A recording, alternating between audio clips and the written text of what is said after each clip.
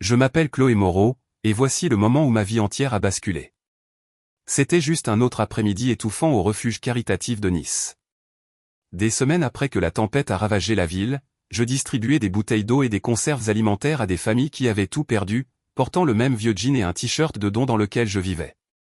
Puis, cet homme plus âgé, dans un costume coûteux, s'est dirigé droit vers moi. Il semblait déplacé au milieu des tentes et des tables pliantes. Il n'a pas dit un mot au début, se contentant de me fixer comme s'il voyait un fantôme. Finalement, il m'a pris à part, loin de la foule, et m'a demandé à voix basse, la voix légèrement tremblante, « Avez-vous déjà reçu de l'argent de votre grand-père » Je me suis figé. Personne n'avait jamais mentionné un grand-père qui envoyait de l'argent. Les gens qui m'ont élevé après la disparition de mes parents m'ont toujours dit qu'ils ne voulaient rien avoir à faire avec moi, qu'ils me reprochaient ce qui était arrivé à ma mère. Je lui ai répondu que non. Je n'avais jamais reçu un seul euro. Son visage est devenu blême, comme s'il venait d'entendre la pire nouvelle possible. Cette seule question a tout changé. Parce que quelque part, un fonds en fiducie de 2 800 000 € à mon nom avait disparu, et j'étais sur le point de découvrir qui l'avait pris. Si les personnes les plus proches de vous, celles qui étaient censées vous protéger, vous ont déjà menti, laissez un commentaire ci-dessous et racontez-moi votre histoire. Jusqu'où quelqu'un dans votre famille irait-il pour de l'argent ? Appuyez sur le bouton « J'aime ». Si cela vous a déjà captivé, partagez-le avec quelqu'un qui a besoin de l'entendre et abonnez-vous en activant les notifications. Ces histoires vraies méritent d'être racontées. Mais pour comprendre pourquoi cet homme a traversé tout le pays depuis Paris juste pour me poser cette question, nous devons remonter à l'appel téléphonique qui a tout déclenché. Victor Moreau était assis seul dans son bureau en hauteur à Paris lorsque le détective privé a finalement appelé. Victor Moreau était assis seul dans son bureau d'angle au 78e étage d'une tour de verre à La Défense. La silhouette de la ville s'étendait au-delà des baies vitrées, mais il la remarquait à peine. Entre ses mains se trouvait un mince dossier Mani livré ce matin-là par coursier, envoyé par un détective privé qu'il avait engagé sur une intuition des mois plus tôt. Il l'ouvrit lentement. Les premières pages étaient des rapports d'antécédents standards. Puis vinrent les photographies. La jeune femme sur les photos avait la peau mate et des cheveux naturels épais, tirés en une queue de cheval pratique. Elle portait un jean délavé et un simple t-shirt gris avec le logo d'une organisation de secours locale. Sur une photo, elle tendait une bouteille d'eau à un homme âgé assis sur un lit de camp. Sur une autre, elle organisait des cartons de vêtements donnés sur une longue table sous une tente blanche. Son visage montrait de l'épuisement, mais il y avait une détermination tranquille dans ses yeux qui serra la poitrine de Victor. Chloé Moreau, sa petite fille. Le résumé de l'enquêteur était direct. Après que la récente tempête a frappé le sud de la France, Chloé séjournait dans un refuge temporaire géré par une œuvre de charité dans la région de Nice. Elle n'était pas seulement de passage. Elle faisait du bénévolat de longues heures chaque jour. Le rapport notait qu'elle n'avait aucun bien personnel significatif enregistré à son nom, aucun compte bancaire actif avec des soldes substantiels, et aucune propriété. Pendant ce temps, la maison familiale dans une banlieue confortable de Nice avait déjà été réparée et réoccupée par la tutrice légale et sa fille cadette.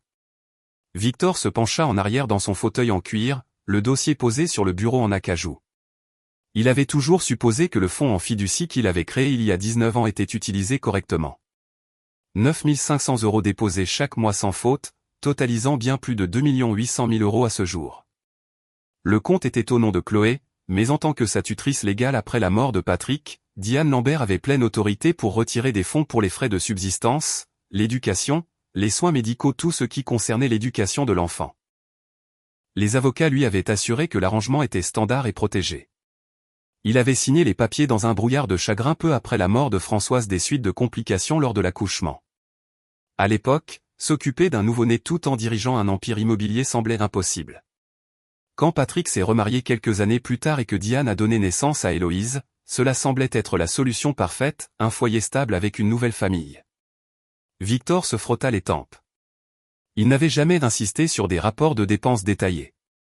Un bref courriel ou une carte de vœux de Diane chaque année suffisait à apaiser sa conscience. Elle écrivait toujours que Chloé allait bien, s'adaptait bien, se concentrait sur l'école. Il l'avait cru parce que croire était plus facile que d'affronter l'alternative. Maintenant, les photographies racontaient une autre histoire. Une jeune femme de 19 ans dormant sur un lit de camp dans un gymnase de refuge transformé en logement temporaire. Pas de vêtements de marque, pas de voiture, aucun signe de la sécurité financière qu'il pensait avoir fournie. Il prit son téléphone et composa le numéro de l'enquêteur, Marc Harel, un ancien détective de Nice avec qui il avait travaillé sur des cas de diligence raisonnable immobilière. « Dites-moi encore pourquoi elle est toujours là », dit Victor sans saluer. La voix de Marc était calme, professionnelle. La résidence de la tutrice a été endommagée, mais réparée en quelques semaines grâce à l'assurance et à des fonds personnels. La fille cadette est revenue immédiatement. Chloé a choisi de rester pour aider aux efforts de secours. Elle a dit au personnel qu'elle a l'habitude de se débrouiller seule. La prise de Victor sur le téléphone se resserra. A choisi de rester, ou n'a pas eu le choix? C'est plus difficile à confirmer sans accès direct, répondit Marc. Pas de rapport de police, pas de plainte formelle. Tout semble en règle sur le papier. Victor le remercia et raccrocha. Il ouvrit de nouveau le dossier, se tournant vers les relevés de virements bancaires qu'il avait demandés en pièces jointes. Les dépôts étaient tous là, mensuels, automatiques, jamais manqués. Mais il n'y avait pas de relevé correspondant montrant comment l'argent avait été dépensé. Les documents de la fiducie autorisaient au tuteur une large discrétion, pour le bénéfice du bénéficiaire. Il avait fait confiance à cette formulation. Il se leva et se dirigea vers la fenêtre, les mains jointes derrière le dos. La scène scintillait loin en dessous. Il pensa à Françoise, à son rire, à sa détermination obstinée à devenir enseignante malgré ses offres de payer ses études de médecine. Elle avait épousé Patrick Lambert, un entraîneur de lycée avec un emploi stable et de grands rêves de famille. Puis l'accident avait emporté Patrick quand Chloé avait 15 ans. Victor avait envoyé des fleurs, augmenté légèrement le dépôt mensuel et accepté les assurances de Diane que tout était sous contrôle. Maintenant, le doute s'insinuait comme un air froid à travers une fenêtre fissurée. Pas encore d'accusations, juste des questions. Pourquoi aucune épargne universitaire visible?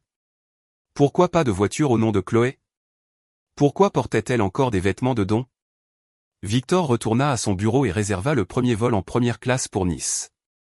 Partant ce soir-là, il imprima une mince sélection des documents de la fiducie et des confirmations de virement. Rien de trop agressif, juste assez pour entamer une conversation. Il dit à son assistante de libérer son emploi du temps pour les prochains jours, invoquant une affaire personnelle. Alors que la voiture privée le conduisait à travers le trafic de Paris vers l'aéroport Charles de Gaulle, Victor regarda de nouveau les photographies sur sa tablette. Le sourire de Chloé sur une image lui rappelait douloureusement Françoise au même âge. Il avait déjà manqué tant de choses. Quelle que soit la vérité, il avait besoin de l'entendre directement d'elle. Le vol vers le sud dura moins de 3 heures. Au moment où l'avion atterrit à Nice, la nuit était tombée, et l'air humide portait le faible parfum de la terre trempée par la pluie. Victor s'enregistra dans un hôtel tranquille près de l'aéroport, prit une douche et dormit d'un sommeil agité. Tôt le lendemain matin, il loua une berline banale sans chauffeur, sans marque de luxe et se conduisit lui-même vers l'adresse que Marc avait fournie pour le refuge.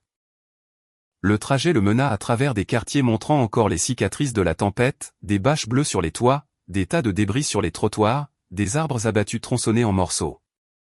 Il se gara à un pâté de maison et parcourut le reste de la distance à pied, le dossier glissé sous son bras. Le refuge occupait un gymnase de centre communautaire, des tentes blanches érigées sur le parking pour le surplus. Des bénévoles en gilets vifs dirigeaient la circulation. Victor ajusta sa cravate, soudain conscient de combien son costume sur mesure semblerait déplacé. Il franchit la clôture grillagée, le cœur battant plus vite qu'il ne l'avait fait depuis des années. Victor franchit le portail grillagé pour entrer dans le parking bondé du centre communautaire transformé en refuge. Le soleil du sud de la France tapait sans relâche, rendant l'asphalte brûlant sous ses chaussures vernies. Des bâches bleues claquaient au-dessus des structures temporaires, et l'air portait un mélange d'odeurs de nourriture grillée provenant d'un barbecue de bénévoles et de la faible humidité persistante du sol détrempé par la tempête. Une femme vêtue d'un gilet de bénévole rouge s'approcha de lui près de l'entrée, son badge indiquait « Madame Hélène Dubois, directrice du site ». Elle avait des yeux bienveillants encadrés de rides de fatigue et un presse-papier à la main. « Puis-je vous aider, monsieur ?» demanda-t-elle, évaluant son costume avec une curiosité polie. Victor s'éclaircit la gorge. « Je cherche Chloé Moreau. Je crois qu'elle est bénévole ici. » Madame Dubois hocha la tête sans hésitation. « C'est l'une de nos meilleures aides. Suivez-moi. » Elle le conduisit par une porte latérale dans le bâtiment principal.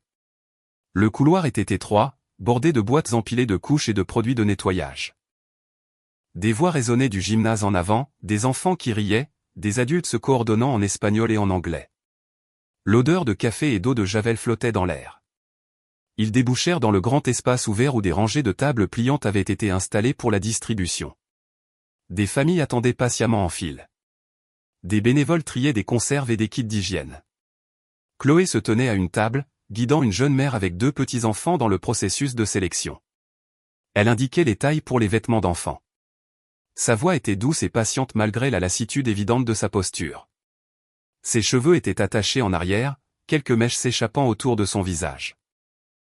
Elle portait un simple short cargo et un t-shirt fourni par le refuge, les manches retroussées alors qu'elle soulevait une boîte de lait maternisé. Victor s'arrêta au bord de la pièce, l'observant pendant plusieurs minutes.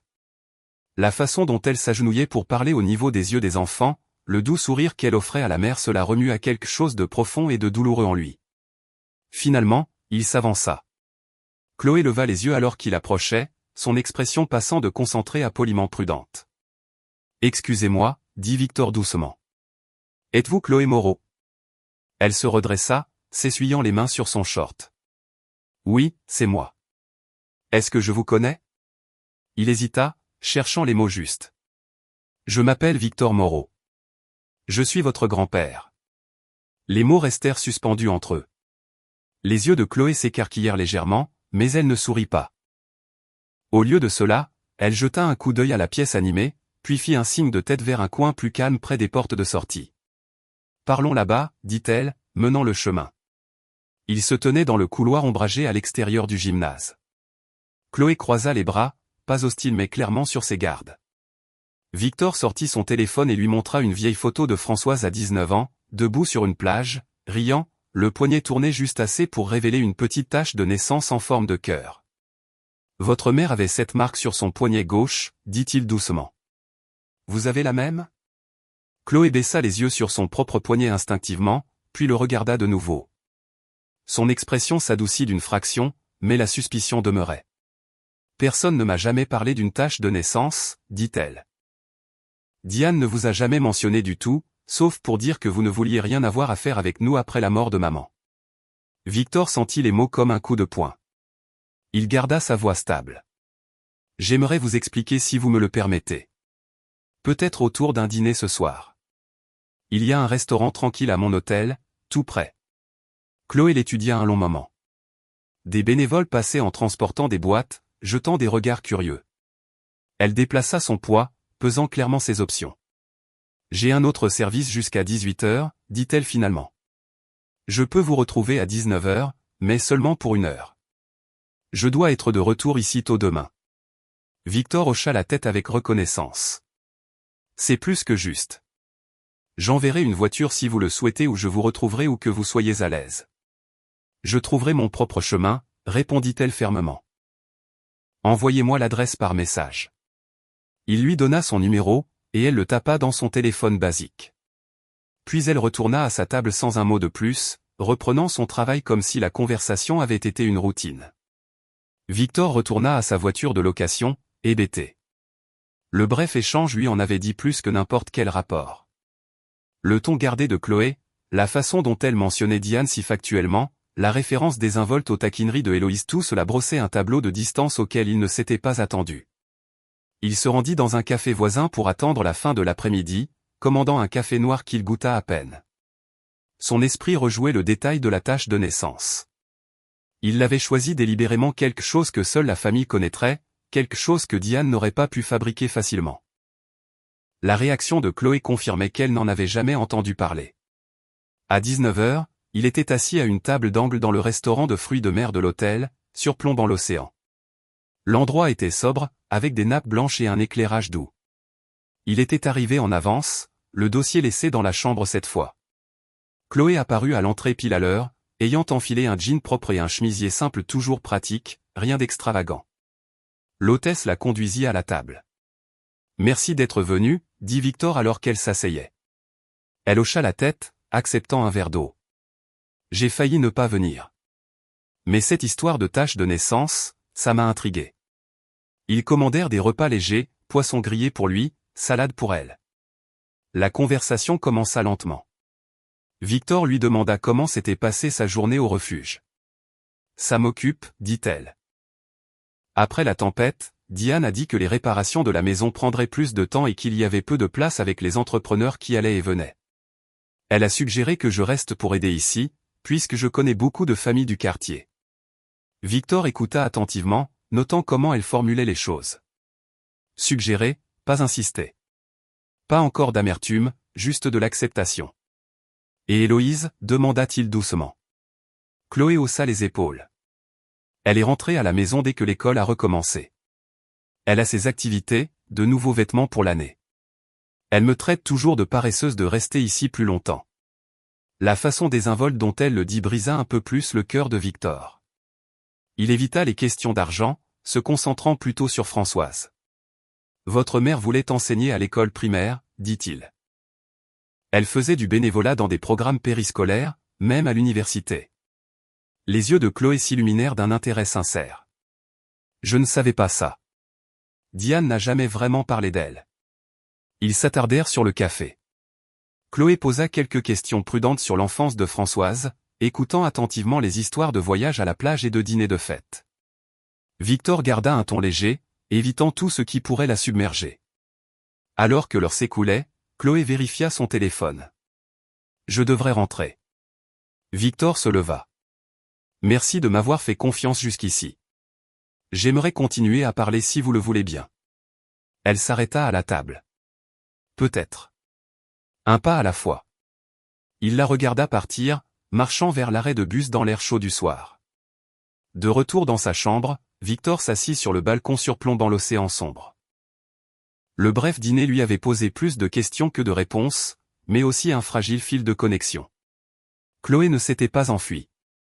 Elle avait écouté. C'était suffisant pour l'instant. Les grandes fenêtres du restaurant encadraient l'Atlantique sombre au-delà, les vagues à peine visibles sous le clair de lune. Victor et Chloé étaient assis à leur table d'angle, les assiettes repoussées, les restes du dîner refroidissants. Il avait attendu que le serveur remplisse à nouveau leur verre avant de fouiller dans sa mallette. Il posa un mince dossier sur la table et l'ouvrit sur une page de résumé imprimé. C'est quelque chose que j'ai emporté avec moi depuis mon arrivée, dit-il doucement. Chloé se pencha en avant, curieuse mais toujours réservée. La page montrait une colonne de dates remontant à des années, chacune avec un montant de virement, 9 500 €, mois après mois. Ce sont des dépôts que j'ai faits dans un fonds en fiducie créé à votre nom, juste après le décès de votre mère, expliqua Victor. Le total a largement dépassé les 2,8 millions d'euros à ce jour. C'était destiné à tout couvrir, l'éducation, les frais de subsistance, tout ce dont vous aviez besoin en grandissant. Chloé fixa les chiffres, sa fourchette oubliée dans sa main.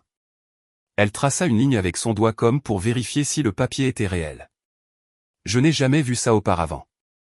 Personne ne m'a jamais parlé d'un quelconque fonds en fiducie. Victor hocha lentement la tête, gardant un ton neutre. Quand votre père s'est remarié et que Diane est devenue votre tutrice légale, le compte lui permettait de retirer des fonds pour les dépenses raisonnables liées à votre éducation. Des choses comme le logement, la nourriture, l'école, c'est standard selon la loi française pour les mineurs. Il n'ajouta aucune accusation, seulement un fait. Le front de Chloé se plissa alors qu'elle assimilait l'information. Donc tout cet argent. Il était censé être pour moi? C'était l'intention, répondit Victor. J'ai fait confiance au système et aux personnes de votre vie pour l'utiliser correctement. Chloé se rassit, croisant les mains sur ses genoux. La surprise dans ses yeux se mua en quelque chose de plus compliqué, de la confusion mêlée à une douleur silencieuse. Il sortit son téléphone et composa un contact marqué « David Leroux, avocat ». L'appel se connecta rapidement. « David, c'est Victor. Je suis avec Chloé maintenant. J'ai besoin que vous fassiez une traçabilité complète de l'activité récente de la fiducie retrait, virement, tout ce qui date des 5 dernières années au moins. Priorisez les plus importants. » La voix de David se fit entendre clairement en haut-parleur, professionnelle et calme. Je peux commencer à extraire les relevés ce soir, mais un examen forensique détaillé prendra quelques jours. J'aurai besoin d'une autorisation signée de votre part et, idéalement, de Chloé une fois que nous aurons confirmé son accès. Victor regarda de l'autre côté de la table. Chloé fit un petit signe de tête. Nous réglerons ça demain, dit Victor. Tenez-moi au courant. Il mit fin à l'appel et rangea le téléphone. Le silence s'installa un moment, rompu seulement par le bruit lointain de la cuisine. Chloé parla la première, la voix basse. Après l'accident de papa, j'avais 15 ans. Les choses ont changé à la maison. Diane a commencé à se concentrer davantage sur Héloïse. Des nouveaux vêtements pour elle, de meilleures écoles, des cours de danse. On m'a dit de participer davantage, de prendre des petits boulots dans les magasins locaux pour couvrir mes propres affaires.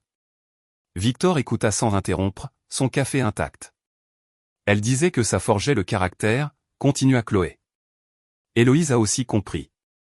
Des petites remarques sur le fait que je n'avais pas besoin de grand-chose de toute façon.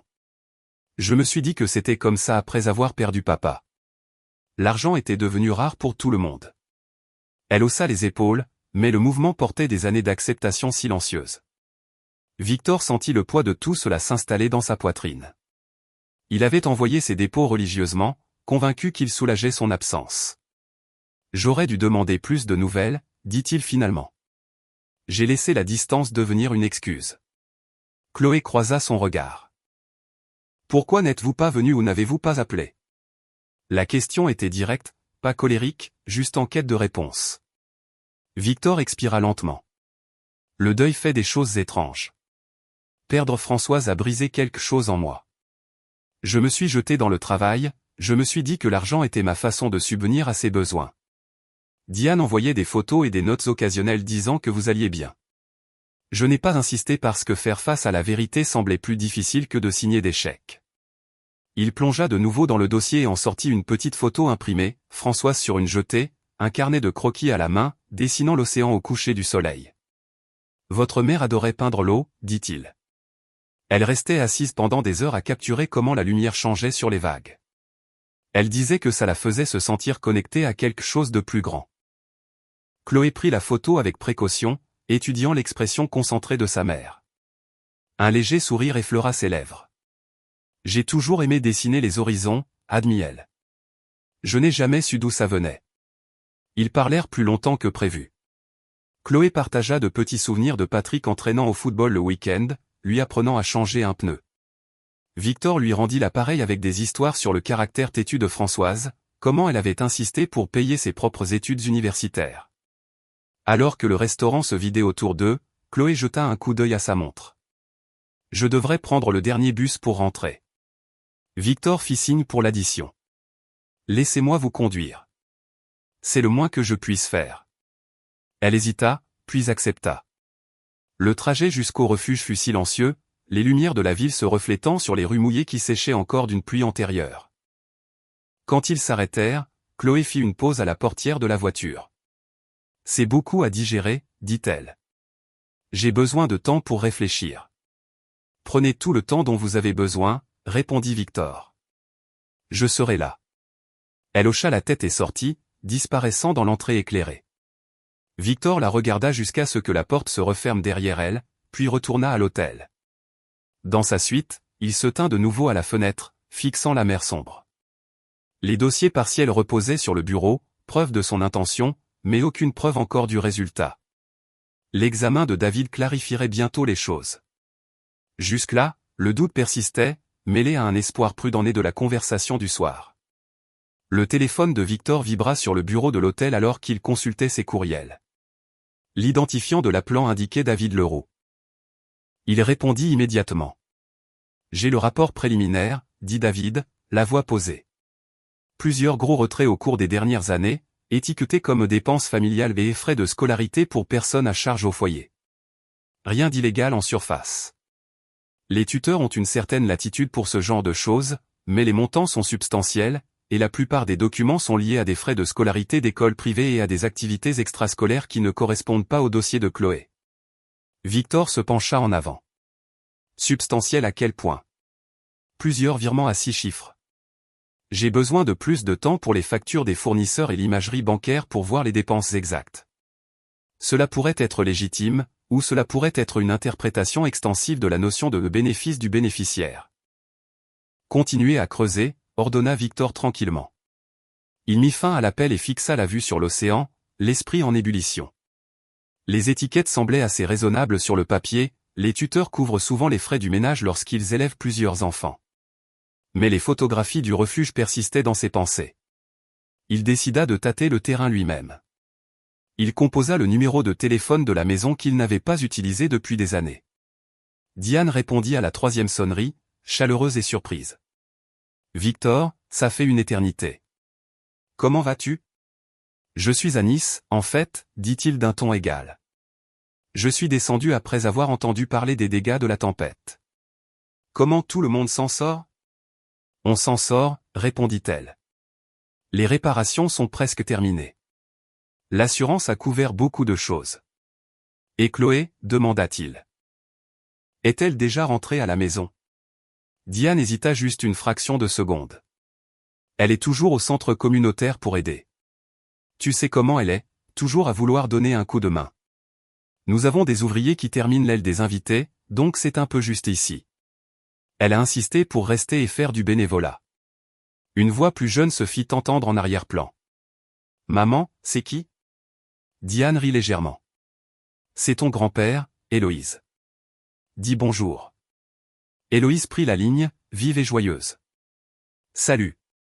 Chloé adore faire du bénévolat. Elle est super investie. J'ai des examens de mi-session qui arrivent, donc je suis super occupé avec l'école. Victor garda un ton amical. On dirait que vous êtes toutes les deux bien occupées. J'adorerais passer voir la maison quand ça vous arrange.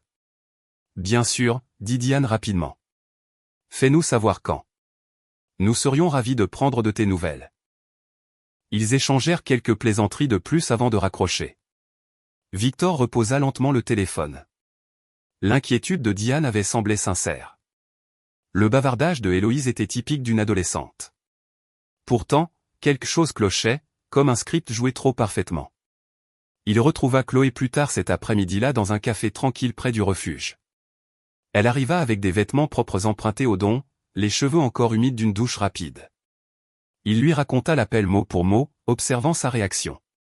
Chloé remua son thé glacé, fronçant légèrement les sourcils. C'est à peu près comme ça qu'elle l'explique toujours. J'ai choisi de rester parce que je voulais aider et que la maison n'est pas prête. Mais les réparations ? Insista doucement Victor. Elle haussa les épaules. Ils ont terminé les zones principales il y a des semaines. Diane a dit que les travaux supplémentaires seraient bruyants, qu'il valait mieux que j'évite la poussière. Victor hocha la tête, laissant l'information s'imprégner. Chloé continua sans qu'on le lui demande. Les commentaires de Héloïse ne me surprennent pas. Elle a eu de nouveaux ordinateurs portables et du matériel de danse pendant que je me contentais de vêtements d'occasion. Diane dit que c'est parce que les activités de Héloïse coûtent plus cher. J'ai pensé que c'était juste. Sa défense de Diane sortit automatiquement, des années d'habitude. Victor entendit la loyauté persistante dans sa voix, l'enfant espérant toujours les quitter. Il est possible que tout soit en règle, dit-il prudemment. David vérifie juste les retraits de routine, les plus importants pour les frais de ménage et de scolarité. Chloé leva brusquement les yeux. Frais de scolarité ? Je suis allé au collège public après la mort de papa. C'est Héloïse qui est dans cet institut privé en ville. Victor n'insista pas. La graine du doute était plantée. La forcer maintenant ne ferait que la faire reculer. Ils changèrent de sujet. Chloé parla des bénévoles qu'elle avait rencontrés, des familles qui reconstruisaient leur vie, des enfants excités par les jouets donnés. Victor partagea une histoire anodine sur Françoise organisant des collectes de charité au lycée. La conversation se déroula plus facilement qu'auparavant, de petits ponts se formant. Alors qu'ils se séparaient devant le café, Chloé s'arrêta. Merci de ne pas avoir tout de suite supposé le pire. C'est beaucoup à assimiler. Je ne suppose rien pour l'instant, l'assura Victor. Nous attendrons les faits. Elle hocha la tête et retourna au refuge. Victor la regarda partir, puis retourna à l'hôtel. Ce soir-là, il examina les résumés préliminaires que David avait envoyés par courriel. Les postes de dépenses, frais de scolarité, correspondaient au relevé de frais de scolarité d'une école préparatoire d'élite, avec le nom de Héloïse sur chaque facture. Les dépenses familiales comprenaient des rénovations domiciliaires et des achats de véhicules enregistrés uniquement au nom de Diane. C'était encore circonstanciel. Les tuteurs pouvaient targuer de bénéfices partagés. Victor ferma l'ordinateur portable. Une confrontation trop précoce risquait de pousser Diane sur la défensive ou, pire, à un blocage juridique. Il envoya un texto à Chloé, « Bonne nuit », en restant léger. Elle répondit par un simple emoji pouce en l'air. Le sommeil vint lentement. Victor resta éveillé, écoutant le trafic lointain, pesant son prochain mouvement. Une visite directe à la maison semblait inévitable, mais le moment était crucial. Il avait besoin que Chloé soit de son côté, pas prise au milieu. Le doute s'était approfondi, mais la certitude restait hors de portée. La berline de location s'engagea dans l'allée circulaire de la résidence Lambert, dans une banlieue sécurisée de Nice. La maison était une demeure moderne en stuc de 2 étages, avec une peinture fraîche et des palmiers entretenus. Aucun signe visible des dégâts de la tempête ne subsistait. Victor se gara derrière le discret véhicule utilitaire sport gris de David Leroux. Chloé était assise sur la banquette arrière, les mains jointes fermement sur ses genoux. David se tourna depuis le siège passager avant. « Rappelez-vous, nous sommes ici pour poser des questions, pas pour accuser d'emblée. Laissez les documents parler. » Victor hocha la tête. Ils sortirent dans l'air chaud du matin. Chloé hésita avant de suivre, lissant sa simple robe d'été. Diane ouvrit la porte presque immédiatement, un large sourire accueillant sur le visage. « Victor, vous êtes venu. »« Et Chloé, ma chérie, c'est bon de te voir. » Elle serra brièvement Chloé dans ses bras, puis les fit entrer. Le hall d'entrée donnait sur un salon spacieux avec de hauts plafonds, de nouveaux meubles en cuir et de l'art abstrait sur les murs. Héloïse apparut en haut des escaliers en leggings de marque 1 au court, téléphone à la main. Elle descendit avec grâce, affichant un sourire poli. « Bonjour, grand-père. »« Salut, sœurette. » Victor répondit au salut d'un ton égal. Ils s'installèrent dans le salon, Diane et Héloïse sur le long canapé, Victor et David dans des fauteuils, Chloé sur une chaise d'appoint, légèrement à l'écart. Diane proposa du café, que David accepta pour tout le monde afin de maintenir une atmosphère civile. Pendant que les tasses étaient distribuées, Victor posa un épais dossier sur la table basse en verre. « Merci de nous recevoir », commença-t-il. « J'ai examiné les dossiers du fonds en fiducie avec David. Il y a quelques divergences que j'espère que vous pourrez éclaircir. » Le sourire de Diane resta en place. « Bien sûr. Tout ce que je peux faire. » Victor ouvrit le dossier sur un résumé surligné. Le fonds en fiducie pour Chloé a reçu plus de 2,8 millions d'euros de dépôts depuis sa création, mais les retraits récents ne semblent pas correspondre à son bénéfice direct. Il fit glisser la page. Diane y jeta un coup d'œil, l'expression calme. « Ce sont des dépenses familiales normales, dit-elle posément. Élever 2 filles n'est pas bon marché. Les réparations du toit après la tempête, les services publics, les courses. Nous partagions tous la maison. » David se pencha en avant. Les étiquettes indiquent frais de scolarité pour personnes à charge et entretien du ménage. Pouvez-vous nous expliquer certains des plus importants? Absolument, acquiesça Diane. Les frais de scolarité de Héloïse à l'Institut Saint-Michel sont de 42 000 euros par an. Les compétitions de danse, le tutorat, tout cela s'additionne. Héloïse intervint vivement. Et le voyage en Martinique au printemps dernier était incroyable. Maman a dit que c'était bon pour resserrer les liens familiaux après tout le stress de la tempête. Chloé s'agita sur sa chaise, les yeux s'écarquillant légèrement. Victor garda un visage neutre. David tourna une autre page. Ce retrait de 55 000 euros est listé comme rénovation de la maison. Les factures de l'entrepreneur sont au nom de Héloïse pour sa suite parentale. Diane fit un geste de la main. C'était pour tout l'étage.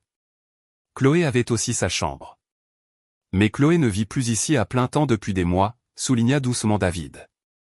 Et cet achat de véhicule enregistré uniquement à votre nom? Le sourire de Diane se crispa. Voiture de société. Pour les courses. Ça a profité à tout le monde. Héloïse fit défiler son téléphone distraitement. Chloé n'a jamais voulu de choses chics de toute façon. Elle a toujours été plus basique. Le mot resta en suspens dans l'air. Les joues de Chloé rougirent, mais elle resta silencieuse. Victor parla pour la première fois depuis que les documents avaient été sortis. La fiducie a été établie spécifiquement pour l'avenir de Chloé. La loi française autorise les tuteurs à des dépenses raisonnables, mais la majeure partie doit bénéficier aux bénéficiaires désignés. Ces dossiers ne montrent presque rien directement pour elle. Aucune contribution à un fonds universitaire, aucun compte personnel, aucun achat majeur à son nom. Diane se redressa. Je l'ai élevée depuis qu'elle est toute petite. Des vêtements, de la nourriture, un toit, c'est un bénéfice suffisant. L'argent a permis de faire tourner le ménage. David produisit d'autres pages, des factures pour des vacances en Europe, des bijoux, l'installation d'une piscine. Celle-ci ne mentionne Chloé nulle part. Le sang-froid de Diane se fissura légèrement. Des erreurs bancaires peuvent se produire. Ou peut-être que les avocats ont mal étiqueté. Héloïse leva les yeux de son téléphone, sentant la tension. Maman a tout fait pour nous deux. Chloé ne voulait juste pas les mêmes choses. Elle ne s'est jamais plainte de ne pas avoir de nouveaux vêtements. Chloé parla enfin, la voix posée. Je ne me suis pas plainte parce que je pensais que nous n'en avions pas les moyens. Diane lui lança un regard acéré. Nous nous en sommes bien sortis. Le ton de Victor resta égal. Où sont passés les 2,8 millions d'euros du fonds en fiducie pour Chloé, Diane? La question tomba lourdement. Les yeux de Diane passèrent d'un visage à l'autre. Ils sont allés à l'éducation de ma famille, dit-elle, la voix montant. Françoise a tout eu sur un plateau, des parents riches, un mari parfait. Quand elle est morte, tout d'un coup, il y avait tout cet argent pour son enfant. J'ai dû faire en sorte que ça marche pour tout le monde. Maman, fronça les sourcils Héloïse. Diane continua, les mots s'enchaînant plus vite. Pourquoi un seul enfant devrait-il avoir des avantages? Héloïse méritait aussi des opportunités. David ferma le dossier. Ces schémas suggèrent un détournement intentionnel de fonds destinés à Chloé. Cela confine au détournement de fonds. Diane se leva brusquement. Vous déformez les choses. C'est moi qui suis resté, qui me suis sacrifié. Victor regarda Chloé, qui croisa son regard avec une résolution tranquille. David sortit dans le couloir et passa un appel. Des officiers en uniforme arrivèrent en quelques minutes, la police locale répondant à une fraude financière signalée avec des documents à l'appui. Les protestations de Diane devinrent plus fortes alors qu'ils expliquaient la procédure d'arrestation. « Vous ne pouvez pas faire ça dans ma maison », s'exclama-t-elle. Héloïse laissa tomber son téléphone, les yeux écarquillés. « Maman, qu'est-ce qui se passe ?» Diane se tourna vers sa fille, le visage se décomposant. « C'est un malentendu, ma chérie. Appelle notre avocat. » Les officiers menottèrent Diane doucement mais fermement, lui lisant ses droits. Elle se tut, fixant le sol alors qu'il la conduisait dehors. Héloïse suivit jusqu'à la porte, regardant la voiture de patrouille s'éloigner, la confusion se transformant en choc. Chloé resta assise, la respiration mesurée. Victor posa une main sur son épaule. David rassembla les documents.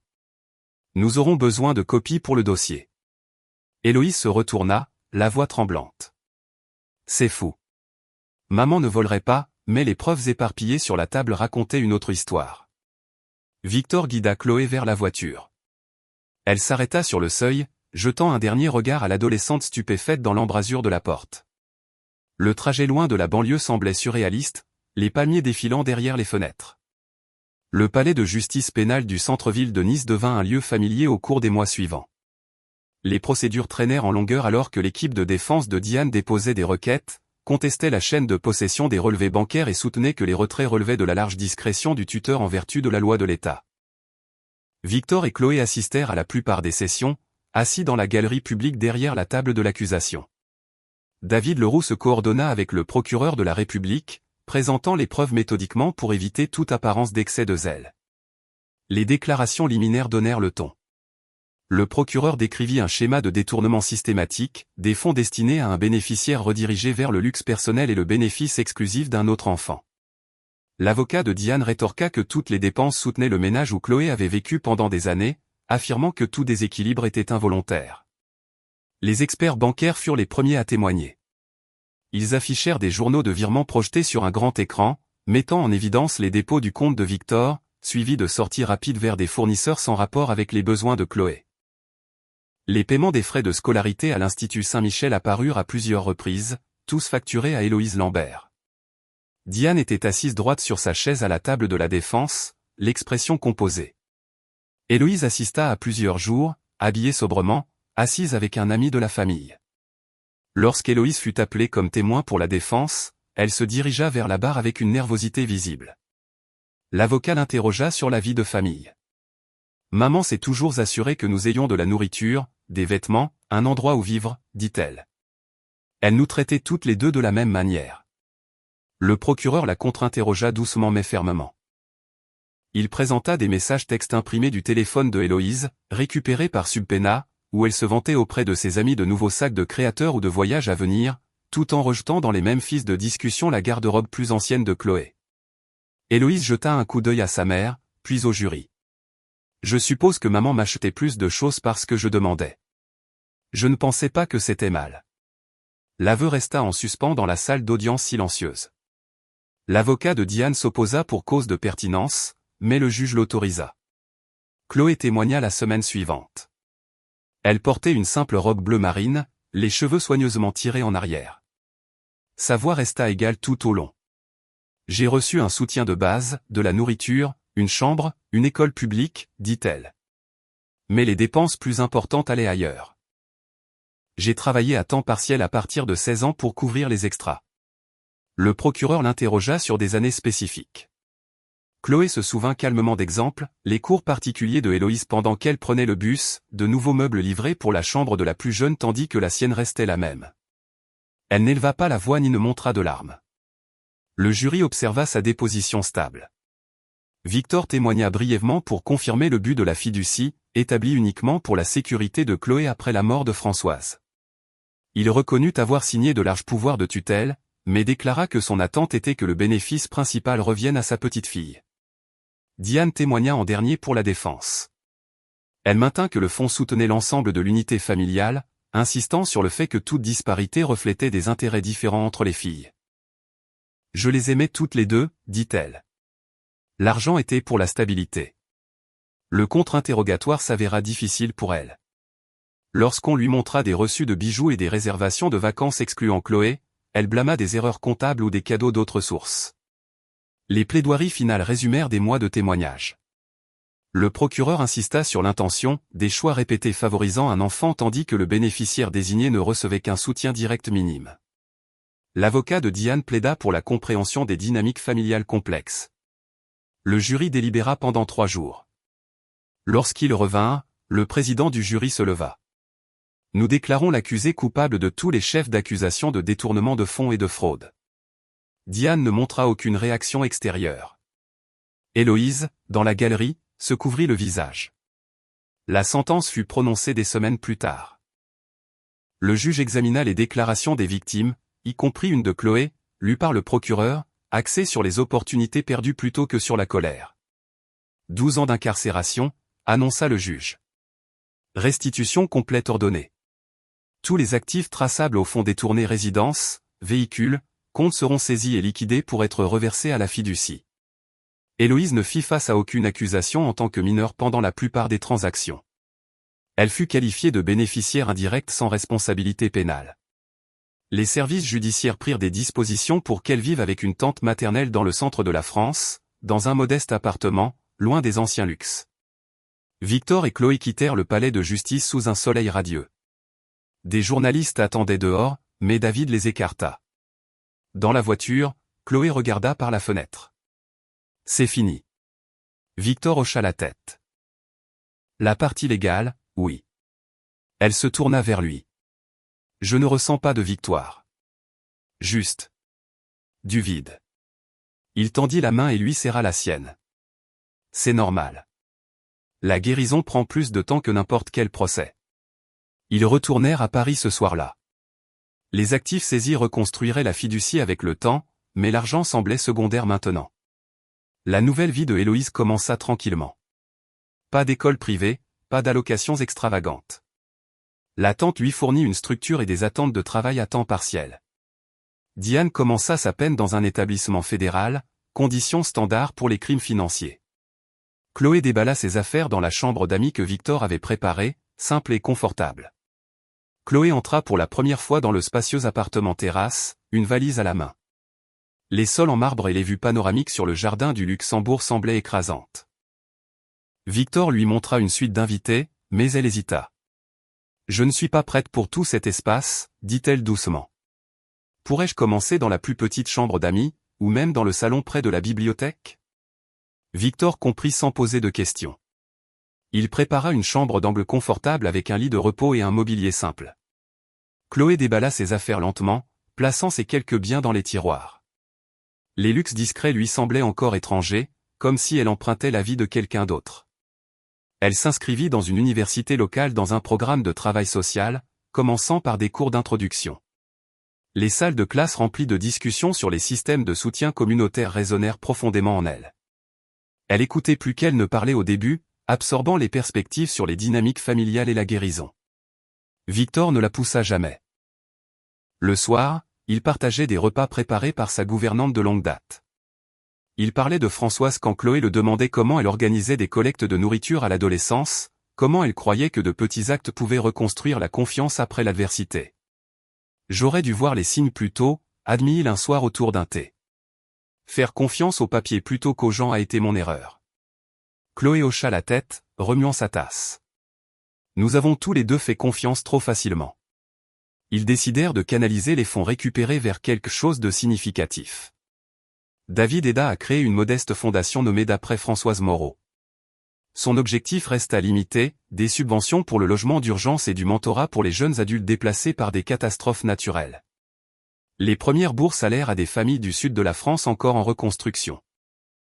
Les candidatures arrivaient régulièrement. Chloé les examinait le soir, faisant correspondre les besoins avec les ressources disponibles.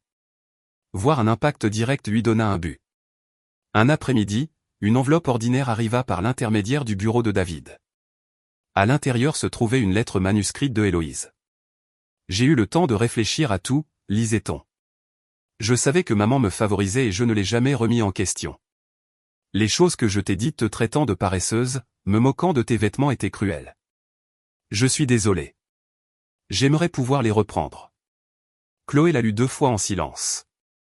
Les mots portaient du regret, mais les souvenirs des années passées sur la touche refirent surface aussi.